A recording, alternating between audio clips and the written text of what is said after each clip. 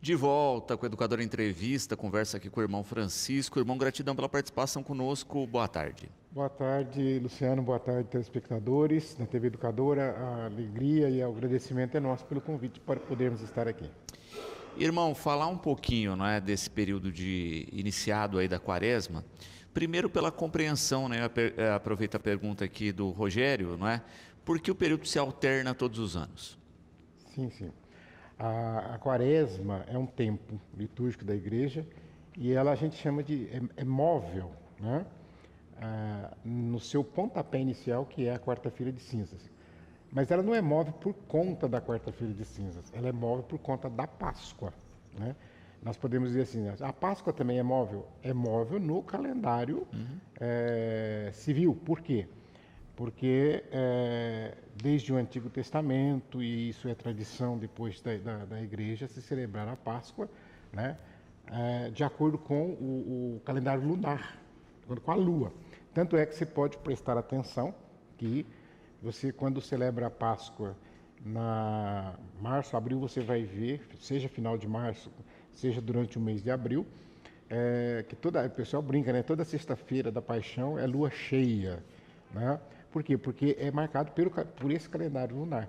Então é por isso que ele é móvel, porque a lua, os ciclos dela, ele varia de data de ano para ano, né?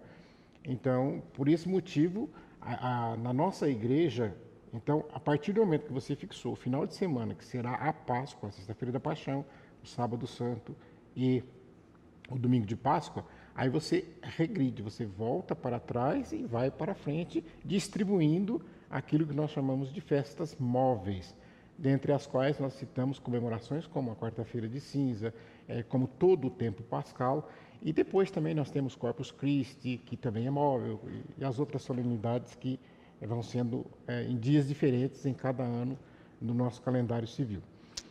E mesmo a atividade profana aí com o carnaval, que Sim. se encaixa em cima desse calendário móvel. Se encaixa, por quê? Porque o carnaval ele cola, conta da quarta-feira de cinza para trás, então, ou seja, o primeiro final de semana anterior à quarta-feira de cinza é quando se marca o início do tempo carnavalesco, né? O Papa Francisco, eu até falei aqui há uns anos atrás, né? Ele tinha a ideia de se unificar no mundo para fazer com que houvesse uma coincidência, né?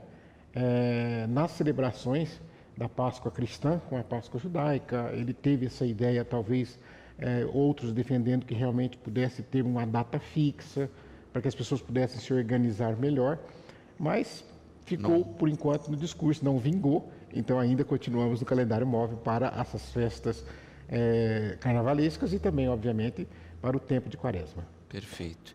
E é interessante, não é? Justamente porque isso, né? Quando a gente pega a história da humanidade, por um período muito longo se seguiu um calendário lunar e não solar. E aí depois a gente adota o calendário solar, mas ainda assim a gente tem um monte de gambiarra histórica nesse calendário solar aí. Exatamente. A gente encontra muita gambiarra, né? Muita adequação, muita adaptação de acordo com culturas, de acordo com novos tempos, né? Então a gente encontra algumas coisas nesse sentido, né? E a gente fala assim, sempre tudo muito ligado à questão da religiosidade, à questão de culturas, né? Isso, então, por isso que temos essas variações. E no caso nosso, latino, né? A gente não pode negar que realmente teve uma influência muito grande religiosa dos cristãos, né? A cristandade tem uma influência muito grande em toda a América Latina. Todos os países que compõem, assim, a gente olhar do México para baixo, né? A colonização foi praticamente feita por espanhóis e portugueses, com exceção de 2 ou 3 pequenos países, francês, holandês, mas o restante é tudo português e espanhol, que ao lado da Itália, nos 3 países mais cristãos, antes da França, né, que já não é tanto, da Europa e que colonizaram a nossa região. Exatamente. Quando se fala também especificamente do período, não é? Nós temos aí todo um ritual, um preparo, ações. Muita gente critica o período do próprio carnaval, não é? Mas que tem uma integração, inclusive, né, dessa questão sagrada e profana. Tem a integração, a questão do sagrado e profano.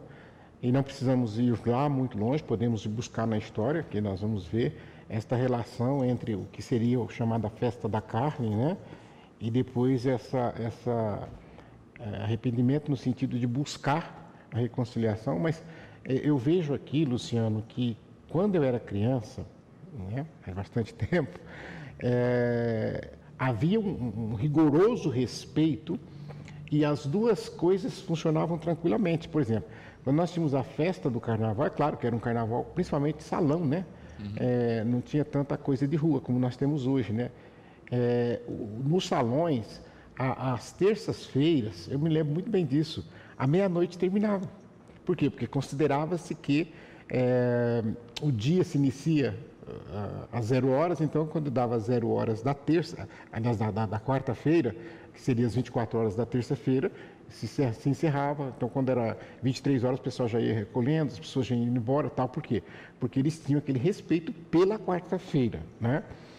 E que depois, com o passar do tempo, isso foi passando, e até porque também, vamos dizer assim, a participação, ela se proliferou entre diversas religiões, não só tanto de católicos. Então, ou seja, uma pergunta que se fez muito, a participação dos cristãos católicos no carnaval, é pecado, não é pecado, etc. e tal.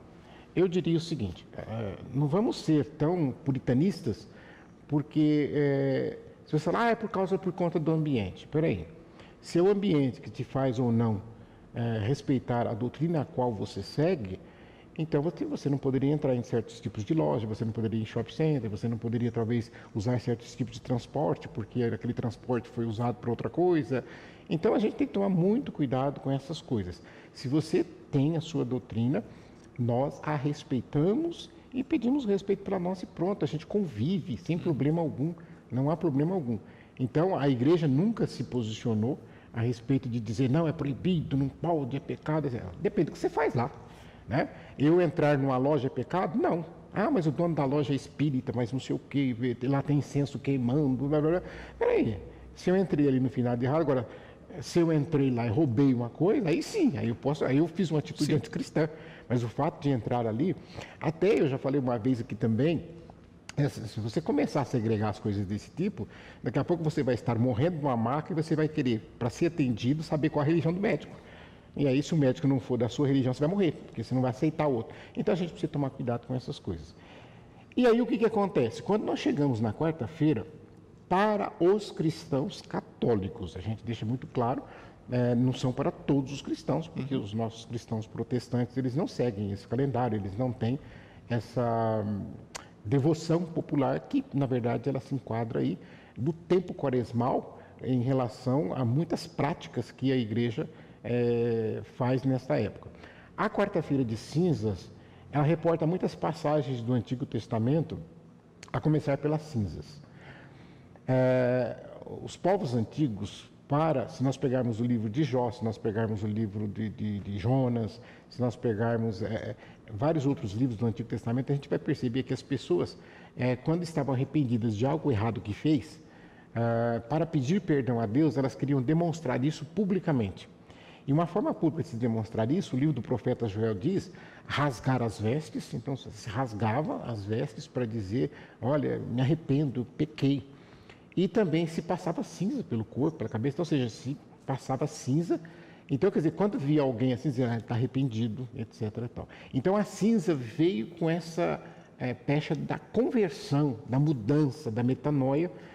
E a igreja, então, abraçou liturgicamente isso, instituindo, logo após o carnaval, a quarta-feira de cinzas, marcando o início do tempo quaresmal. E aí, então, se diz assim, o tempo quaresmal é um tempo de retiro. Não o retiro somente de dizer que eu me tranquei no mosteiro, etc. Mas um tempo de você se retirar, de você refletir sobre sua vida e sobre várias outras questões que envolvem a existência humana. Então, nós começamos com o marco inicial, com as cinzas, colocado sobre a cabeça das pessoas, né? Nesse gesto, tanto é que no ritual das missas normais, nós temos um momento que a gente chama de ato penitencial. É quando todos pedem perdão, publicamente. Inclusive, quando se faz uma das fórmulas rezadas, se bate a mão no peito e diz assim, por minha culpa, minha tão grande culpa, em voz alta. Quer dizer, eu estou dizendo que os meus erros não é culpa do outro.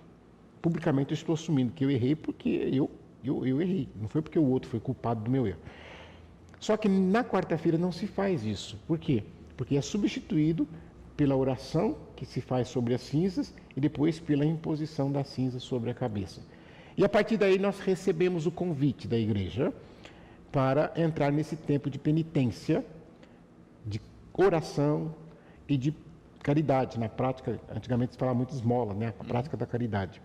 E, Luciano, é bom dizer o seguinte, já de saída.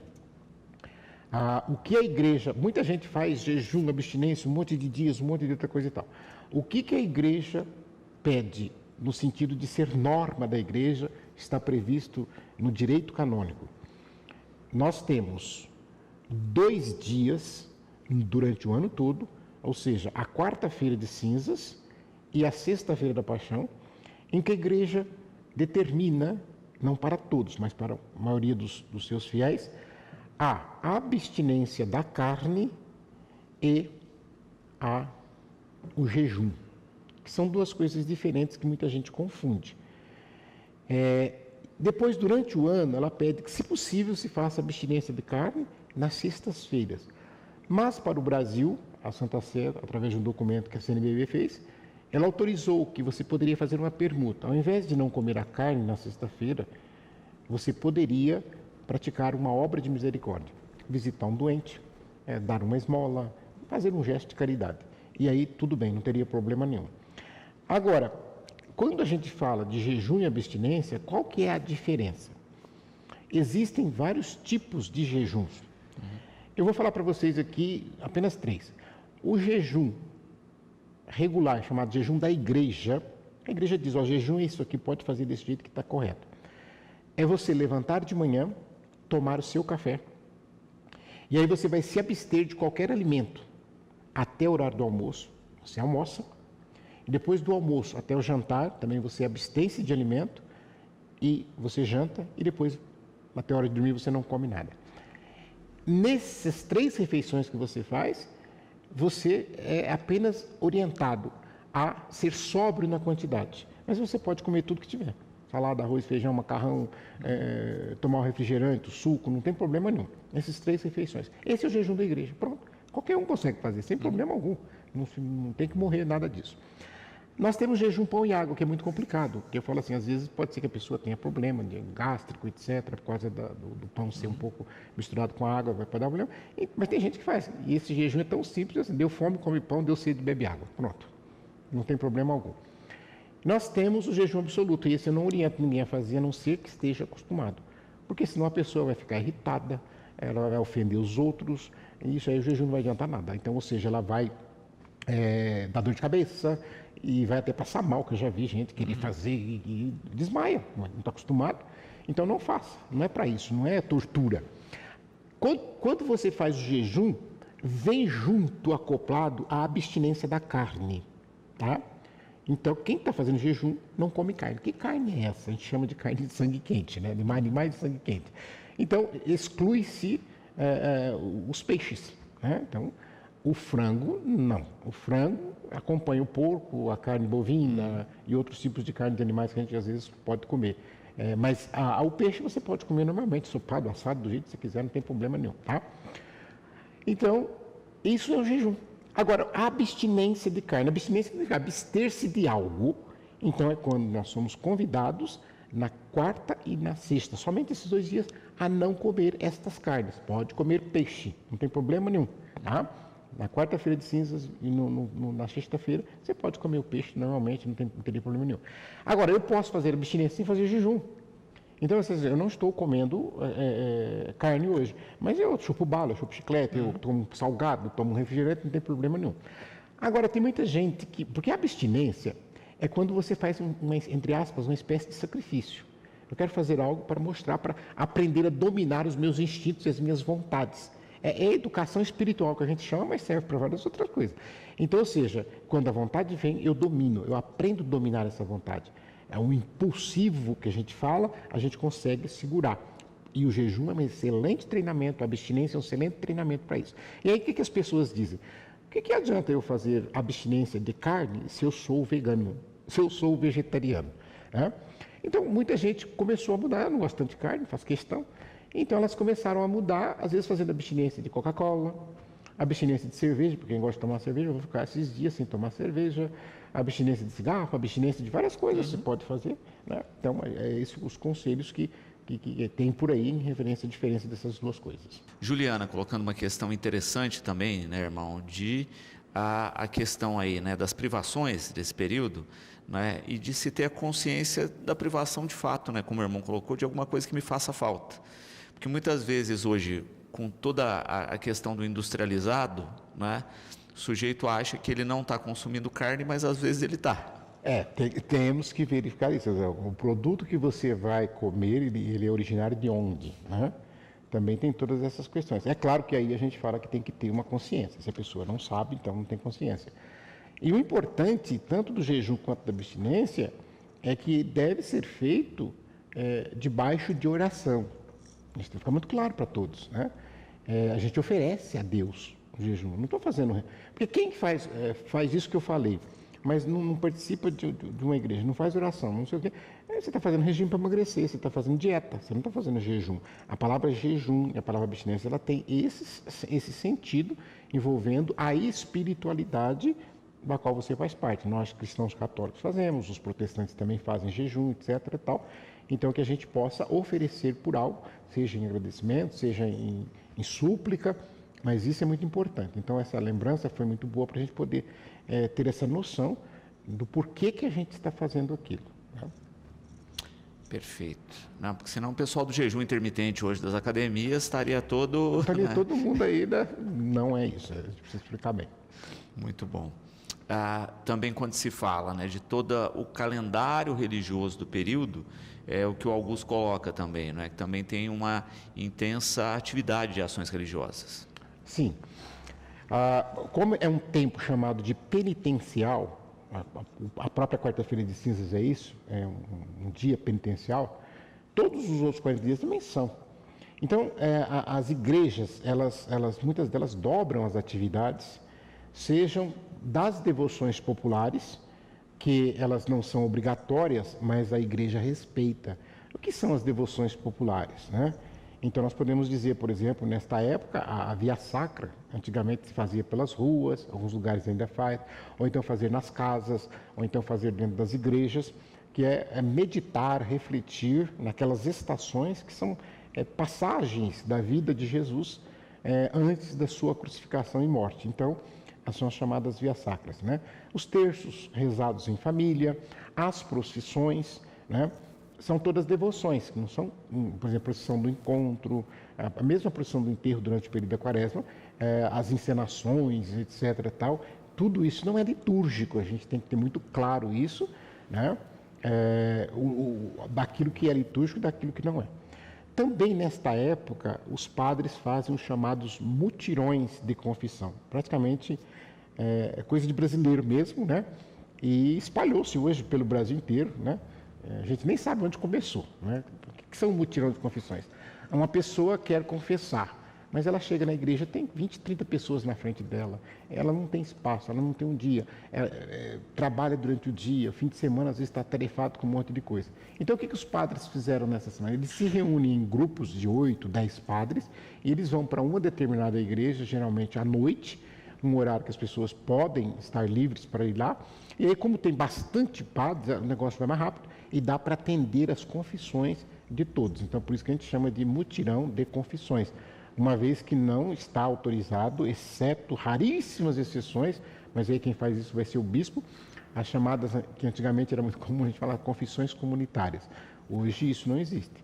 A absolvição e a confissão ela tem que ser individual. Pode-se dar, às vezes, a preparação, pode-se dar uma absolvição geral, mas a confissão em si mesmo, ela tem que ser individual. E então nós vamos ter aqui na nossa região, praticamente nos 23 municípios que fazem parte da nossa arquidiocese, nós teremos um dia dedicado a isso. Aqui em Batatais eu sei que nós temos dia 24, terça-feira, lá na paróquia Santa Rita, na segunda-feira na paróquia São Sebastião, e assim vai rodando as outras paróquias, Altinópolis, Brodowski, etc. e tal. Então também são atividades. No caso específico, falando da paróquia Santa Rita, da qual eu faço parte, nós ainda temos, além de tudo isso, a encenação que a gente prepara da paixão do Senhor. E durante também alguns atos, como às vezes a procissão de Domingo de Ramos, a procissão do encontro, se faz encenações com o grupo ali de teatro. E depois nós temos aqui no Sambódromo, que a gente já faz há muitos e muitos anos, né, a encenação da paixão, que aí é um grande evento religioso que envolve não só a gente da Paróquia Santa Rita, mas muitas pessoas de outras paróquias e até de outras cidades. Eu mesmo tenho parentes em outros municípios aqui vizinhos que eles vêm para poder participar, que é na verdade uma coisa associada muito à fé, né? Porque alguém poderia dizer, mas vai repetir tudo de novo? Mas é aquilo ali, não tem como eu mudar, né? Então, mas as pessoas vêm, elas participam com fé, com devoção. Então, por isso que a gente diz, depois tem a ressurreição, depois tem a procissão da ressurreição. Então, é um tempo realmente que nós que estamos na igreja, a gente, olha, corre para trabalhar e dar conta de tudo, né? E Fabiana, perguntando aqui, né, a gente já ia chegar nesse tema, mas já vamos entrar nele, que é a campanha da fraternidade, não é? Que também tem essa ligação de anúncio com o período. Aliado, no caso, no Brasil, aliado ao tempo da Quaresma e tudo aquilo que celebramos neste tempo, a igreja no Brasil, e eu faço questão de dizer isso porque é uma coisa genuinamente brasileira, nasceu no Brasil, e em local nenhum do mundo você encontra isso. A maior de todas as campanhas da igreja é a campanha da fraternidade. E ela sempre é lançada na quarta-feira de cinzas. Algumas dioceses deixam para lançar no domingo que vem, fim de semana. Mas a maioria, ontem em Brasília nós tivemos lançamento, eu estive também no Palácio do Bispo ontem, numa coletiva de imprensa, foi feito o lançamento aqui na nossa diocese. E a campanha da fraternidade, para você que nunca ouviu falar ou que esteja não tão por dentro, ela nasceu numa localidade chamada Nísia Floresta, no estado do Rio Grande do Norte, quando era administrador apostólico da Arquidiocese de Natal, Dom Eugênio de Araújo Salles, que depois veio a ser cardeal no Rio de Janeiro. E o que ele fez? Ele teve uma ideia, juntamente com o grupo do Caritas, de fazer uma campanha de arrecadação de dinheiro para que esse dinheiro pudesse ser utilizado, seja para ajudar os pobres, mas principalmente para a perfuração de poços, por causa da seca no Nordeste. Nós sabemos do flagelo que é a seca ao longo dessas décadas todas, né, que a gente acompanha. Então ele começou a fazer isso. E o negócio foi tão, assim, aprovado, as pessoas aderiram tanto, que aí depois, logo em seguida, a cidade de Mossoró, a Caicó, dentro do Rio Grande do Norte, começaram também a abraçar. E aí, logo em seguida, a Paraíba, o Ceará. Então, o Nordeste começou a fazer a campanha. Simplesmente um dia arrecadando dinheiro, pronto, a campanha era só isso. E nós tivemos um grande homem da igreja, um grande bispo, chamado Dom Helder Câmara, foi arcebispo de Olinda e Recife, e ele foi secretário-geral da CNBB. E como ele conhecia muito o Nordeste, ele pegou e falou assim, gente, mas esse negócio é bom mesmo. Vamos trazer isso para o Brasil inteiro. E ele levou a proposta para a CNBB, isso eu estou falando, gente, 61, 62, início da década de 60. E ele, então, espalhou para o Brasil inteiro a campanha da fraternidade.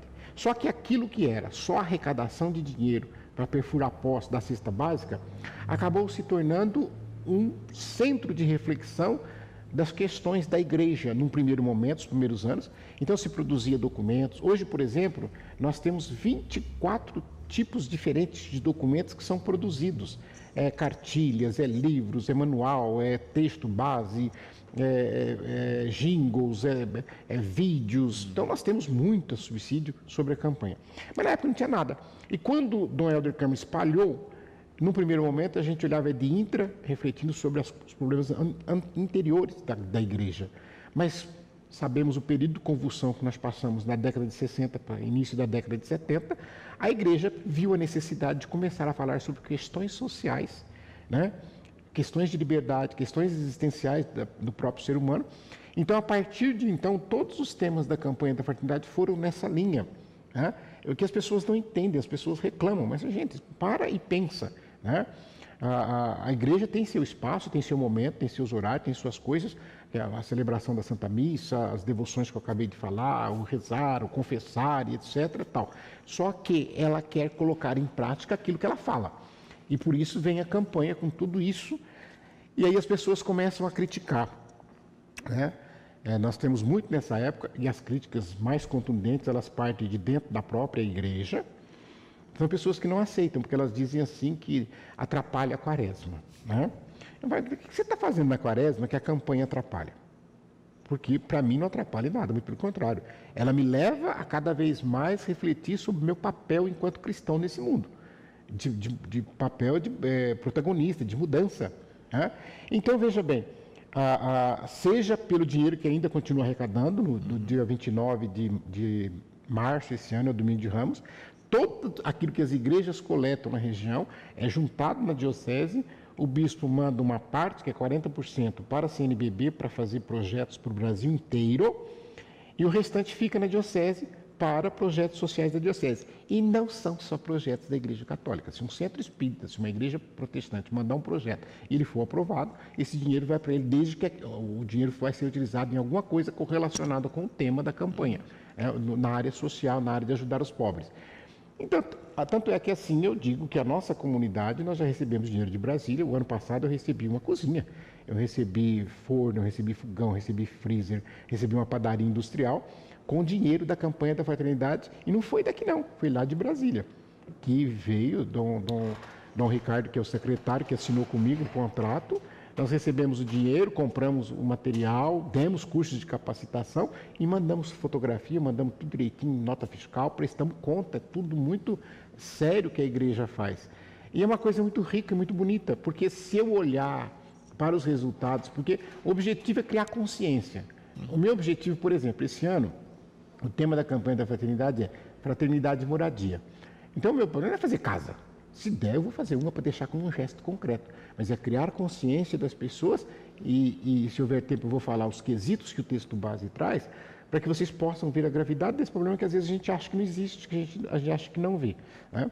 Então, com esse mover de Dom Helder Câmara, começou a haver aquilo que eu chamo de texto base, esse livretinho aqui, e vários outros livretos, cartazes, panfletos, mas esse livretinho aqui, que 100 páginas, ele começa então a refletir sobre o tema. Esse livreto, Luciano, usa um método que é muito conhecido de toda a igreja na América Latina, a gente fala que ele é bem latino, embora ele não tenha nascido aqui, dizem que nasceu na Bélgica, mas os belgas teriam trazido para a América Latina, mas que é o método ver, julgar e agir. O que significa isso? A palavra fraternidade vem de fratelli, vem de irmão, de frater. É irmandade. Nós somos todos irmãos. Então, quando eu uso a palavra fraternidade, então todo o tema da campanha da fraternidade vem a palavra fraternidade. E depois vem um E com alguma coisa. Então, por exemplo, ao longo desses anos todos, nós temos fraternidade e povos indígenas, fraternidade e idoso, pessoa idosa, fraternidade criança e adolescente, fraternidade e educação, fraternidade e meio ambiente, fraternidade e saúde, fraternidade e deficiente físico, e assim vamos. Fraternidade e pessoa em situação de rua. Agora, esse ano nós temos fraternidade e moradia. Tá? Moradia em todos os sentidos. E aí depois nós temos um lema que é um versículo bíblico. E esse ano nós escolhemos o versículo de João, capítulo 1, versículo 14. Ele veio morar entre nós. Por quê? Porque o tema da campanha era sempre escolhido 2 anos antes. Então esse tema aqui foi escolhido em 2024. E em 2025 nós celebrávamos o jubileu da encarnação. Então, quer dizer, ele veio morar entre nós. Interessante. Jesus veio morar entre nós. Só que quando ele foi nascer, ele não nasceu na casa dele, em casa nenhuma, porque não tinha casa. E depois a casa dele, que era em Nazaré, onde morou a sua infância, ele sai para fazer a missão acontecer. E ele sai e ele vai de casa em casa, de favor em favor, ou até dormindo, talvez embaixo de árvores, quando se faz a clássica pergunta do Evangelho: Mestre, onde moras? E ele responde: Vinde e vede. Em outra passagem ele diz: o filho do homem não tem onde recostar a cabeça. E aí então nós entramos nessa questão de olhar a beleza desse cartaz, que eu falo que a camiseta minha é um cartaz da campanha da fraternidade aqui, né? Olha. E vocês olhando esse cartaz, e você pode pesquisar na internet, cartaz da campanha da fraternidade. Esse cartaz, ele vai trazer, ele tem uma simbologia muito belíssima, ele vai trazer a figura de Cristo sem teto, ou seja, Jesus morador de rua. De onde que surgiu isso? Isso surgiu em Toronto, no Canadá. Um canadense, um artista canadense, ele é católico, é claro, chamado Timothy Schmaus. O que ele fez? Ele um dia andando pela rua, ele viu um morador de rua deitado num banco da praça. E a gente cansa de ver isso por aí afora, né? Só que o artista tira proveito de tudo, né? Quando ele viu aquilo lá, se fosse música, ele ia fazer uma música, se fosse um poeta, ele ia fazer um poema, mas ele era um artista, ele falou assim, vou fazer uma escultura disso. Porque aquele morador de rua, ele estava deitado no banco, enrolado num cobertor. Como é clássico, você não vê nada. E ele pegou e ele fez essa escultura. E nesta imagem, o interessante é porque está no banco e você não vê o rosto, porque o rosto é para dizer, ele é invisível, como se não existisse para a sociedade. E ele todo enrolado ali, e eu acho que é Carlos Drummond de Andrade, que nós temos no Rio de Janeiro, não é isso? Isso. Que tem um banco que todo mundo gosta de sentar do lado, abraçar e tirar foto. Ele deixou um pedaço do banco vazio. Para quê? Para as pessoas sentarem no banco. E quando as pessoas sentam no banco, elas olham e vê o corpo, não conseguem ver quem está ali embaixo. Né? Mas quando ela olha para os pés, elas vê os pés com as chagas de Jesus. Para dizer, isso aqui sou eu. Né? E aí ele vai, obviamente, lembrar do capítulo 25 do Evangelho de São Mateus, quando Jesus diz, quando você visitou um preso, quando você deu comida para um faminto, quando você ajudou um pobre, foi a mim que você fez. E isso ficou tão famoso, ele deu de presente para a Universidade Jesuíta do Toronto, e eles colocaram na entrada da universidade essa estátua. E depois o Papa Francisco tinha acabado de ser eleito Papa, de assumir, e com aquele discurso que ele veio, e ele sendo jesuíta, eles pediram uma réplica, então eles fizeram uma. E então também nós temos em Roma, e o Papa Francisco pediu para colocar na frente da esmolaria. O que é a esmolaria? É um departamento de Roma que cuida dos pobres, moradores de rua e do mundo inteiro na ação caritativa da igreja. Depois ele fez, olha para onde vai dar, para a terra de Jesus, mandou para Cafarnaum. Então lá em Cafarnaum também tem um. Em outras cidades tem. E no Brasil nós temos uma na Catedral do Rio de Janeiro. Então se você for à Catedral do Rio de Janeiro, você pode procurar lá, eu queria ver Jesus morador de rua, homeless, né? E Jesus, ou seja, sem casa. E você vai ver, você vai poder sentar no banquinho, tirar uma foto. E o cartaz, então, no fundo, traz a figura de várias casas, a igreja no meio, etc. E quando a gente for desenvolvendo o tema, vocês vão ver a riqueza que é. E esse método que eu falei, Luciano, ver, julgar e agir, o que é o ver? Eu vou olhar, então, é muita estatística, é muito dado, é muito número. Como está a situação da moradia no Brasil atual? E aí, veja bem, ele vai repartir em partes. Primeiro, aqueles que não têm casa mesmo, que são os moradores de rua, que a gente fala de pessoas em situação de rua. Segundo, as favelas. Terceiro, as áreas de risco. O quarto, como é que fala? Aqueles que estão invasores. Né? Ele vai falar das moradias inadequadas, ele vai falar do aluguel, daqueles que pagam aluguel, ele vai falar das políticas públicas para habitação. Então, ou seja, como está a situação atual no Brasil em relação à moradia. O segundo, que é a palavra julgar, nós trocamos recentemente pela palavra iluminar, porque julgar fica uma palavra meio pesada. O iluminar significa jogar luzes em cima dessa realidade que eu vi. Então, jogar luzes do Evangelho, do pensamento cristão, como podemos ajudar as pessoas que se encontram nesta circunstância, nessa situação. E aí o terceiro, o agir. Quer dizer, seria, como eu posso agir aqui individualmente, coletivamente, enquanto sociedade, enquanto igreja, enquanto poder público, nas esferas municipal, estadual, federal, etc. Tal. Então o texto base traz essa riqueza de informações, de detalhes, né, que a gente fica encantado quando a gente lê, triste pela situação, mas encantado pela seriedade, profissionalismo, porque não foi feito por curioso esses levantamentos.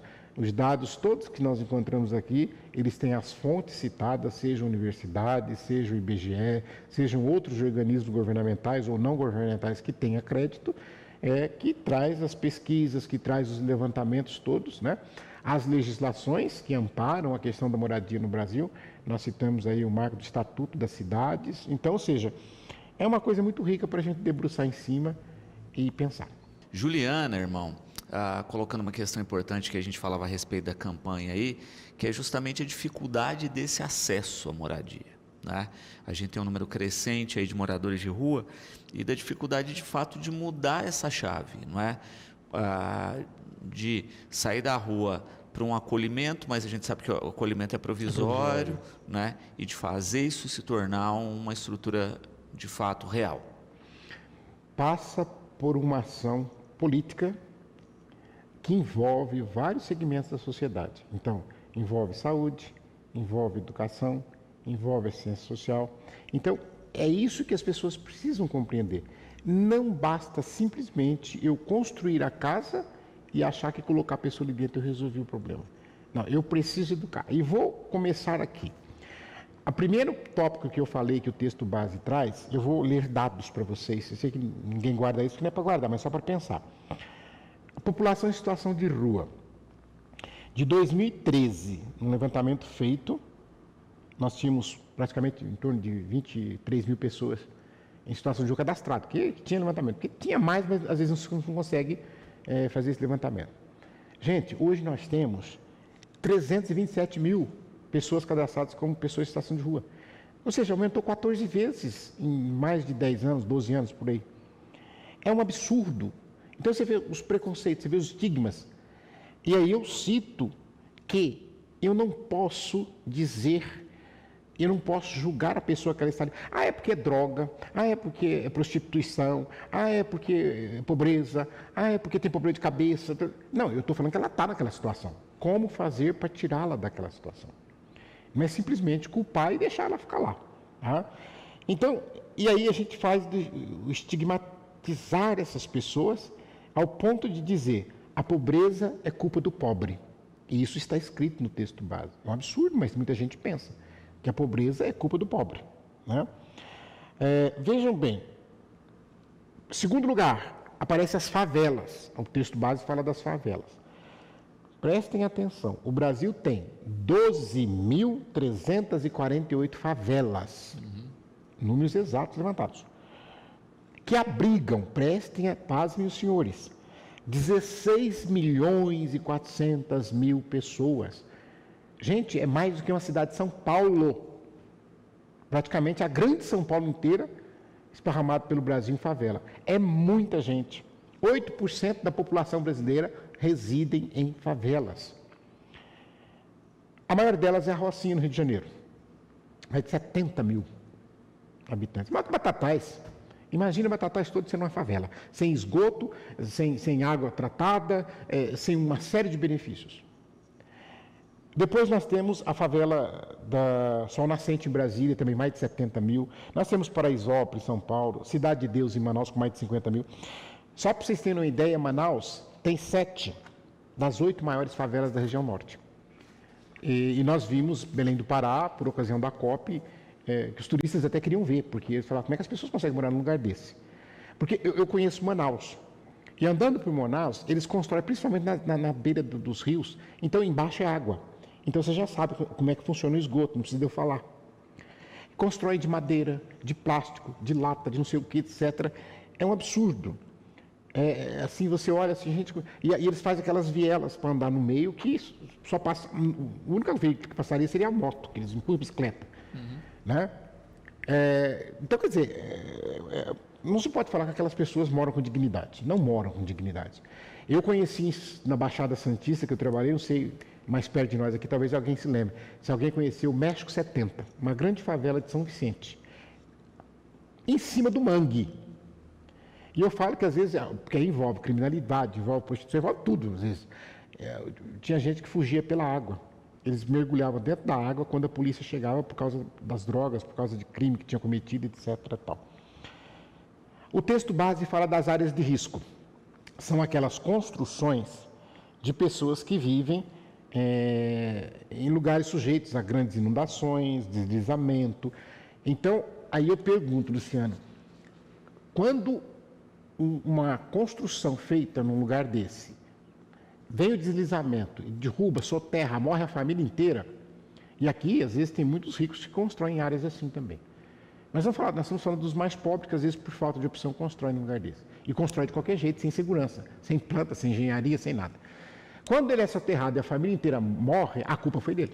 Por que foi construído nesse lugar? Mas aí eu pergunto, onde estava o poder público que não fiscalizou, que permitiu que aquela construção fosse adiante?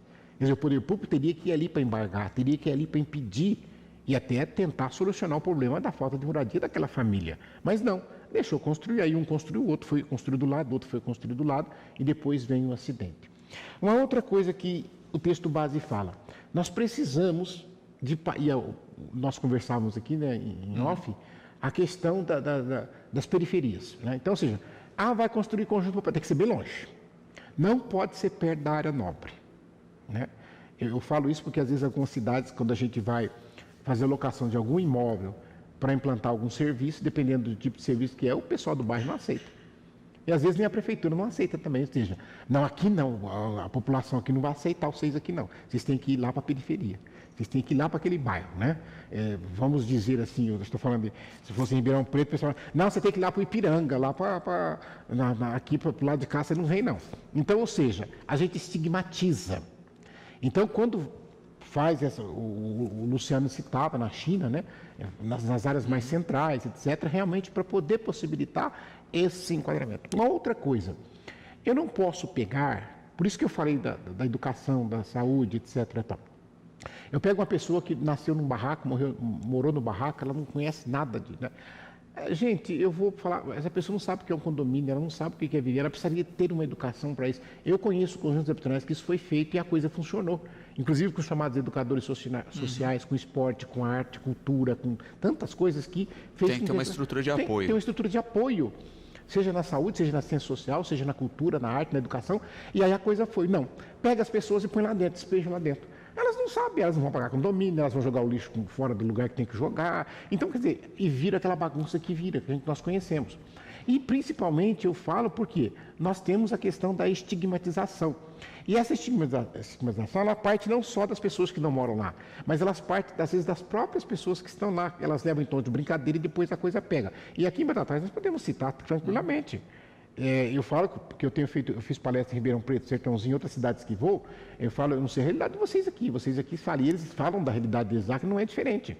E eu falo assim, gente, nós temos tanto terreno, tanta coisa, aí por que construir tanto predinho, e por que não faz uma casa, que a pessoa vai, ela pode aumentar, ela pode cuidar sozinha, tal, etc, e tal, mas não, faz os prédios. Aí o que acontece? Aí nós vamos aqui, se você chegar em Batatais e perguntar, onde fica o conjunto habitacional Geraldo Ferraz de Menezes? Ninguém sabe, a maioria da população não sabe. Onde fica o conjunto deputado, não sei o quê, onde fica o conjunto Zário Pupim? Ninguém sabe onde fica. Agora, vai e pergunta onde fica o Pombal. Vai e pergunta onde fica o Caveira. Vai e pergunta onde fica o Carandiru. Por quê? Isso é estigmatizar. Isso é diminuir as pessoas. E o texto base fala disso, nós precisamos parar com isso. Nós precisamos de, como eu dava uma entrevista esses dias, que o entrevistador até lembrou uma passagem que tivemos aqui em Batatais, com um juiz, onde o advogado disse, perguntado onde o cliente dele morava no Vixe. E o juiz chamou a atenção. Não, mas qual é o nome do bairro? Então a gente precisa valorizar isso. E quando o texto base fala disso, ele está chamando muita atenção de nós para todas essas questões. Tá? Então não é simplesmente ter casa ou não ter casa. Uma outra coisa que me lembrava aqui. Posso estar errado em algum detalhe ou não, porque era criança, então faz muito tempo, né? Mas eu lembro que antigamente, tudo bem que era tudo, tinha muita corrupção, tinha muito rolo, porque o Brasil parece que sempre veio com esse estigma também de ter essas coisas, né? Mas nós tínhamos, por exemplo, o tal do, eu lembro, BNH, nós tínhamos Coab, então, ou seja, eu lembro, depois de um certo tempo, mudou. As pessoas faziam inscrição para as casas populares, por exemplo, vou dizer para a cidade, vai construir 100 casas populares. Aí as pessoas faziam inscrição. Aí eles faziam uma peneira, pegavam as ciências sociais, o pessoal do município lá, isso aqui não cruzava dados com cartório, que era muito mais difícil naquela época, porque não tinha internet como temos hoje. Esse aqui não pode, porque ela já tem uma casa. Esse aqui não pode, porque da outra vez ela pegou e vendeu. Esse aqui não pode, porque a mãe tem um sítio. Então, quer dizer, eles iam tirando as pessoas que... E para deixar realmente aqueles que precisavam, aqueles que tinham mais filhos, que era casado. Então, o solteiro não entrava e por aí afora. O mesmo, por exemplo, um casal que não tivesse filhos, se tinha um casal que tinha filhos, o que tinha filhos tinha precedência e tal, etc. Só que, o que acontecia? Como é que eram essas casas? Aqui em Batatais deve ter algum lugar que tem conjuntos assim. Era uma casa num terreno de 10 por 20. Porque terra não era problema. Para as nossas cidades aqui não é. 10 por 20. Não vamos fazer casa em terreno de 5 por 10. Não, era 10 por 20. Segundo, as casas eram feitas de tijolos, eram rebocadas, eram feitas com madeiramento e coberta com telha francesa. Não era forrada, mas geralmente depois a maioria acabava forrando. Tinham 2 quartos, um banheiro no meio, uma sala e a cozinha. E no fundo eles deixavam puxadinho para a pessoa poder fazer uma varandinha para lavar roupa, e se quisesse aumentar um quarto depois podia. As pessoas cercavam o muro e moravam, faziam até garagem depois e moravam com dignidade. E no dia que ia fazer o sorteio, eu vi muito disso daí. Aí fazia lá, tudo bem que tinha os políticos lá, mas fazer o quê, né? Não pode viver sem eles, né, Luciano? Então o prefeito, lá, o governador, aí puxava lá, só caiava o papel lá e puxava e falava o nome da pessoa. A pessoa estava lá no meio, a pessoa vinha chorando, ela vinha virando piruleta, era um negócio assim. A hora que ela recebia aquela chave na mão, ela chorava, a alegria, a realização, a dignidade que ela tinha. Você sabe quanto que ela pagava para ter aquela chave na mão? Nada. 0. E depois ela ia pagar uma parcela mensal, tudo bem que ia ser 25 anos, 20 anos, sei lá, mas ele ia pagar, talvez fosse 10, 20, 30% no máximo do salário mínimo, ia pagar R$300. Agora, hoje, como é que você faz? Primeiro, não é o governo, você negocia com o banco. Agora você imagina um pobre negociando com o banco. Ah, vai lá no... Quase que eu falei o nome de banco, não vou falar. Vai lá no banco tal, não sei o que você negocia. Aí a pessoa chega lá, ó, tem um projeto do governo que é assim, tá, eu quero uma casa própria, eu tinha que negociar. Aí o banco fala para a pessoa assim, a sua renda, a renda do seu marido, tá, tem mais alguém na casa com renda, tá, não sei o que. A casa, não sei o que, tá. Ó, você tem que dar 40 mil de entrada. Você tem que dar 30 mil de entrada. Onde que a pessoa que ganha 3 mil reais por mês vai arrumar 10, 20 vezes mais do que ela ganha para dar de entrada? Aí nós vamos entrar naquela história que o texto base cita, que seria como você vender o terreno para construir a casa. Você vende o terreno, pega o dinheiro para construir a casa, aí você não tem o terreno para construir a casa. As pessoas são colocadas hoje nestas situações. E é por isso que depois o texto base vai entrar num outro probleminha, né? Que é o probleminha dos despejos, o probleminha das remoções, os problemas da retomada de imóveis. O que são as retomadas de imóvel? O banco toma. E aí ele toma com o terreno, que era teu. Vai junto. Né? Olha quanta coisa errada. E quando nós falamos dessas remoções, a gente lembra, as remoções, quando eu falo de remoção de despejo, a primeira coisa que eu penso é falta de pagamento. Sim, tem uma grande parte que é falta de pagamento. Mas também nós temos ocupações ilícitas, ocupações irregulares, às vezes não tão ilícitas, que podem ser legalizadas. Mas ninguém conhece, ninguém sabe. Então a igreja, ela põe, por que tal procurar, o AB, procurar quem possa orientar essas pessoas? Porque antigamente, por exemplo, o texto base cita, quando nós tivemos um problema disso na Vidigal, até o Papa São João Paulo II, quando visitou, ela estava sub júdice para ser todas aquelas famílias que ali moram, milhares de famílias seriam despejadas de lá, e passa a máquina e derruba tudo. E eles foram atrás, a igreja tem a pastoral do povo, da moradia, foi atrás, arrumou, procurou a OAB, tal, etc. Entraram com ação na justiça. Eles ganharam o direito, a justiça deu ganho de causa para eles. Aí nós temos hoje, por exemplo, quando eu falava uso capião, a gente pensava antigamente uso capião lá na roça, só da zona rural, né, o sítio e tal. Assim. O que é o uso capião para você que está me vendo? É quando você tem a posse serena e tranquila e total de um imóvel, né, um pedaço de terra, sei lá, casa, com ninguém, e durante 20 anos para a zona rural, você lembra? Você não recebeu notificação nenhuma, o dono não apareceu lá, você pagou todos os impostos, você fez tudo legalzinho, certo? Então você tem o direito de pleitear na justiça para que aquilo seja seu. E aí, se aparecer o dono, vai ter a briga, e aí o juiz vai dar o ganho de causa para quem realmente for de direito. Não tinha uso capião para a cidade. Então, ou seja, terreno na cidade não tinha como. Era 20 anos, mas vai ficar 20 anos na cidade. Não, são 5 anos na zona urbana. Então, se você ficar 5 anos num terreno, numa casa, num imóvel, e o dono da casa não for lá te intimidar, a polícia não for lá, não entrar um oficial de justiça lá, se você pagou energia elétrica, pagou água, pagou tudo no teu nome direitinho e tal, você tem o direito, com assessoria jurídica, entrar e ter esse imóvel para você. Né? E também nós não temos uso capião para terras públicas. Isso não pode, se a terra pertence ao município, ao Estado, à União, não tem como falar em uso capião. Mas a legislação traz as cessões. Você pode ceder, e isso legalmente falando, você pode fazer o que nós chamamos de cessão para uso para fins imobiliários. tanto de qualquer das 3 esferas de poder, municipal, estadual ou federal. E é claro, vai se autorizado, faz-se uma sessão, sei lá, de 100 anos, de cento e tantos anos, aí a pessoa fala, bom, posso ter posse, tranquilo que eu não vou viver mais 100 anos mesmo, posso construir, vou viver aqui, vou ter a minha moradia. Então, essas coisas todas são faladas, são oferecidas aqui nesse texto base como pistas de encaminhamento para estas situações que a gente encontra. Vocês estão vendo então que moradia vai muito mais além e ainda falta falar 2, né? De população em situação de rua, nós falamos das favelas, né? Nós falamos também aqui da questão das ocupações, das áreas de risco, tudo isso em relação à moradia. E nós temos as chamadas habitação inadequada. O que é uma habitação inadequada? Nós temos 26 milhões de domicílios no Brasil que são inadequados. Aí você fala assim, 26 milhões, o que significa isso? 30% dos domicílios do Brasil. O Brasil tem em torno de 90 e poucos milhões de domicílios. Se a gente colocar uma média de 2, 3 pessoas no máximo para cada domicílio, teríamos aí a população do Brasil, 200 e poucos milhões de habitantes. É só para dizer o que significa uma população inadequada. Primeiro, aquela casa que onde ela está, não tem água tratada, não tem rede de esgoto. Então, essa moradia, ela é inadequada. Segundo, casas que não têm banheiro dentro. Mas o banheiro está lá fora. É inadequado, considerando as intempéries e etc. e tal. Né? E abro aspas para dizer, coisa que muita gente pensa que é lá da época do século XIX, para quem morava na roça, que a população rural era maior do que a urbana, casas onde o banheiro é o mato. Nós temos isso no Brasil, tem gente que acha que não tem. Temos isso no Brasil. Então, eu pego uma casa que tem banheiro fora, ela é inadequada. Eu pego uma casa que junto com outras casas, usa um banheiro coletivo. Isso é inadequado. Aquilo que nós conhecemos como cortiço, e tem muito. Aqui em Batatais tem, né?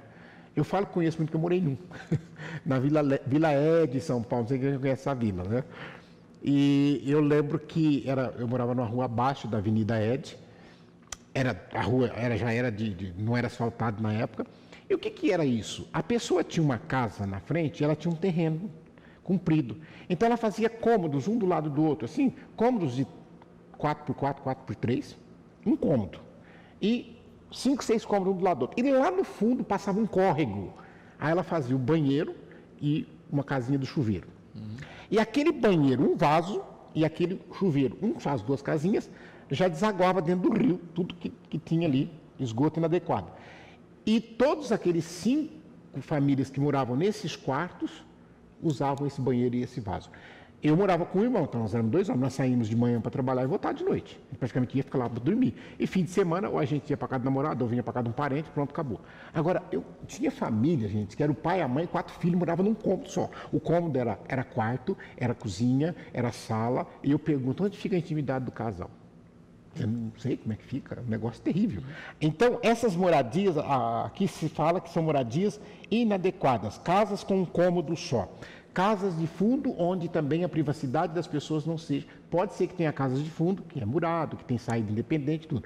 Mas se a entrada e o portão é coletivo para todas as famílias que moram no quintal, onde está a privacidade de você estar na sua casa, no sofá, de bermuda, vendo televisão, e a janela aqui passa, o vizinho na janela, olha o que você está comendo, olha o que você está vendo. Então, isso não é privacidade. Então, isso é inadequado também. E o texto base traz muito essa questão da inadequação dos imóveis, né? Outro ponto que é falado é a questão do aluguel. O aluguel, e nós temos casos que às vezes compromete até 50% da renda familiar. Meu Deus, se você está gastando 50%, 45%, 40% da sua renda familiar em aluguel, o que sobrou para o mercado, o que sobrou para a medicação, o que sobrou para a vestimenta, o que sobrou para outras despesas que você tem de transporte e tantas outras coisas que nós temos. Há que se perguntar, então, essas pessoas que ficam reféns, na sua maioria de contratos, que tem contrato de locação, que eu fico olhando e falo, meu Deus do céu, isso aqui é uma armadilha para a pessoa cair. Porque aí o proprietário vira, eu não estou dizendo que não tem o inquilino que não presta também, que estraga, que quebra a casa também. Mas o assunto aqui é o outro, então eu estou mostrando, às vezes, que o cara faz você pintar a casa inteira quando você sai. O cara inventa coisa que não tinha para você pôr. Ele fala, não, porque esse botão estava aqui, cadê? E a pessoa fica aqui. É terrível isso daí. Bom, e nós temos números aqui que nos assustam. Primeiro, eu vou dizer para vocês. Nós temos 6,6 milhões de domicílios ocasionais. Vocês lembram, lá no começo da minha fala, eu disse que nós tínhamos 6,2 milhões de déficit? Então, eu tenho mais domicílios ocasionais do que eu estou necessitando. Então, se eu pegasse os ocasionais, eu resolveria o problema. Mas por que eu não vou resolver o problema? O que são domicílios ocasionais? Imagina aquela pessoa, e tem uma pessoa só que tem tudo isso.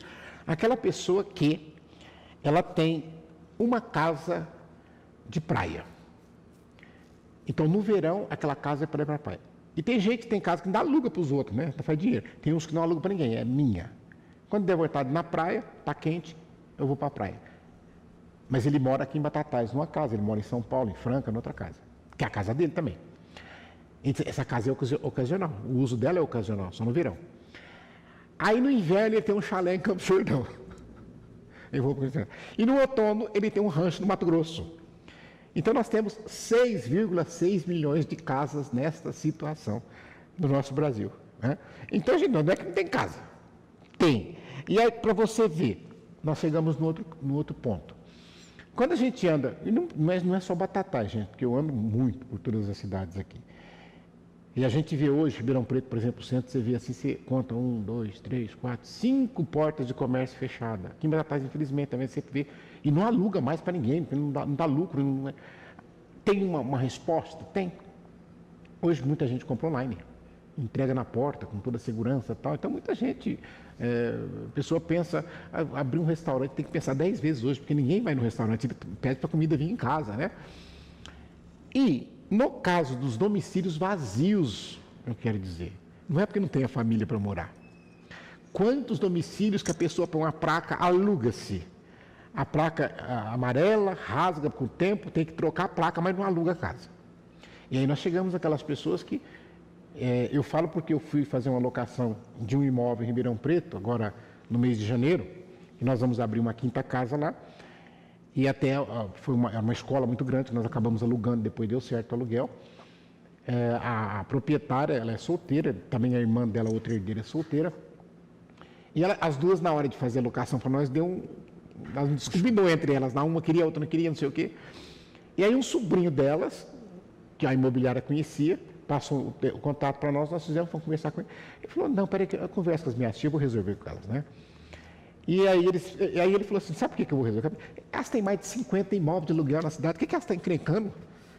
Por causa de 10 centavos para lá, 10 centavos para cá. Então, gente, vocês não fazem ideia de quantas pessoas têm. Eu não critico quem de repente tem 2, 3 casas que usa esse aluguel para se sustentar, para se viver. Mas aquilo que nós conversávamos, existe muita especulação em torno disso. Então, são 11,4 milhões de casas vazias. É mais do que o dobro do que nós precisamos de casas. É claro que aqui a gente está guardando algumas proporções, porque quando a gente fala desses números, muita gente diz que esses números não bate. Realmente não bate, porque se eu digo que 60% das casas de favela são chefiadas por mulheres, tanto por cento é negro, é claro que se eu somar isso vai dar mais de 100. Mas eu estou dizendo que de repente a mulher é negra, então ela está em dois estatísticos ao mesmo tempo. Tá? De repente, se ela tem filho, ela entra na terceira estatística que tem filho, e por aí afora vai. Mas só para vocês entenderem, então, que eu tenho mais que o dobro, praticamente, de casas vazias do que casas que eu preciso. Qual é a política para fazer isso? E vocês imaginam que aqui eu não estou incluindo prédios públicos. Irmão, a gente vê a dimensão do problema, né? Vê todos os caminhos possíveis de solução. Eu acho que isso é importante da campanha, mas a gente vê também que não é um tema novo, né? E que muitas vezes a gente está refém de uma coisa que tem solução, mas que os interesses contrários são maiores. Você falou uma coisa que o texto base traz e que é realmente isso. Outros interesses são maiores. Né? Seja o interesse da especulação imobiliária, que é uma expressão que a gente usa muito por aí afora, né? Então, quando você anda em algumas cidades, você vê aqueles terrenos imensos, vazios, em áreas novas, para quê? Esperando valorizar. E por aí afora vai. Quando você fala dessa questão, e eu comentava contigo no intervalo, eu não vou ver porque eu já estou velho, eu vou morrer logo, se Deus quiser, mas vocês, o dia que vê esse problema ser solucionado, porque um dia vai ter que solucionar, o dia que esse problema for solucionado, as pessoas vão falar, nossa, mas era tão fácil assim solucionar, mas por que não fizeram isso antes? E aí eu citava para o Luciano aqui no intervalo o seguinte, vocês lembram que antigamente, quando você terminava o grupo escolar, você não tinha vaga garantida no ginasial, você tinha que fazer um exame para poder garantir sua vaga. Quando você terminava o ginasial, você tinha que fazer um exame para entrar no científico, que é hoje o ensino médio, não tinha vaga, fazia curso de admissão. Aí as pessoas falavam assim, mas o governo não tem dinheiro para dar escola para todo mundo? A escola que nós íamos, gente, não tinha nada. Eu lembro que a gente pegava a cartilha do ano anterior e tinha que pagar, porque era feita lá para poder usar. Hoje as crianças recebem bolsa, recebem livros, recebem até tablet. De onde vem tanto dinheiro? Hoje tem mais crianças nas escolas. Resolveu-se o problema. Eu falava para o Luciano, a gente fazia conta na farmácia para comprar Novalgina, comprar as coisas para remédio. E era o próprio farmacêutico que receitava, que nem médico tinha na cidade. Agora hoje você vai na UBS, você pega atendido, pega a receita, sai com a sacolinha de remédio. Mas de onde é seu dinheiro para isso? Tem.